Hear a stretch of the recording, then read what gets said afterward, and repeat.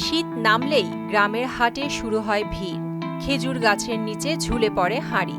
ভোরের কুয়াশায় মিষ্টি গন্ধ ছড়ায় কাঁচা রসের।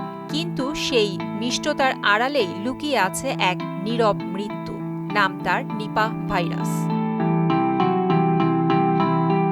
প্রথমে বোঝা যায় না, হালকা জ্বর, মাথা ব্যথা, গলা ব্যথা, শরীর ঝিমিয়ে আসে, চোখ ঘুমে নেমে পড়ে। তারপর ধীরে ধীরে অচেতনতা, মস্তিষ্কে প্রদাহ, শ্বাস নিতে কষ্ট, আর বেশিরভাগ সময় ফিরে আসার আর সুযোগ থাকে না।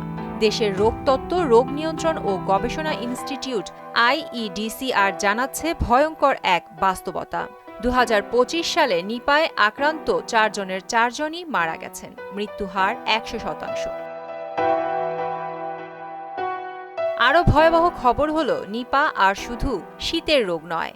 নওগাঁর এক 8 বছরের শিশুর শরীরে আগস্ট মাসেই ধরা পড়ে নিপাহ। শীত খেজুরের রস নয়, সে খেয়েছিল বাদুড়ের আধা খাওয়া ফল, আর সেখান থেকেই নীরবে ঢুকে পড়ে মৃত্যু। এই ঘটনাই বদলে দিয়েছে সব ধারণা। নিপাহ এখন সারা বছরের হুমকি। আজ দেশের 64 জেলার মধ্যে 35 জেলাতেই নিপাহ ভাইরাসের উপস্থিতি শনাক্ত। ফরিদপুর, রাজবাড়ী, নওগাঁ, লালমনিরহাট এই জেলাগুলোতে সংক্রমণ আর মৃত্যুর হার সবচেয়ে বেশি। বাদুড় এই ভাইরাসের প্রধান বাহক। তাদের লালা, তাদের প্রস্রাব দূষিত করে ফল, রস, এমনকি পানীয় তাড়িও। আরও ভয়ের কথা হচ্ছে, প্রায় 28% ক্ষেত্রে একজন মানুষ থেকেই আরেকজন মানুষে ছড়াচ্ছে নিপাহ। ঝুঁকিতে পড়ছেন পরিবারের সদস্যরা, স্বাস্থ্যকর্মীরা। এমনকি এক গবেষণায় ধরা পড়েছে, একজন মায়ের বুকের দুধেও মিলেছে নিপাহ ভাইরাস। এটা বিরল কিন্তু ভয়ঙ্কর। নিপাহ এখন আর নির্দিষ্ট মৌসুম বা একটি উৎসে সীমাবদ্ধ নেই। এটা আমাদের জন্য বড় সতর্কতা। এখন প্রশ্ন একটাই, আমরা বাঁচব কিভাবে?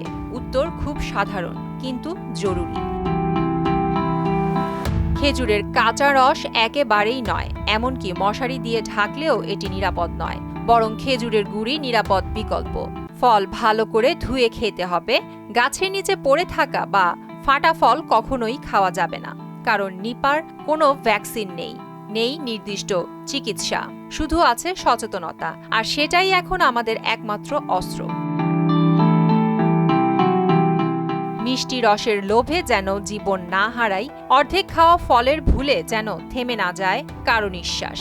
নিপাহ একটি নীরব ঘাতক, কিন্তু সতর্ক হলে আমরাও হতে পারি আরও শক্তিশালী। প্রিয়াঙ্কা নিতু, মোহনা ডিজিটাল।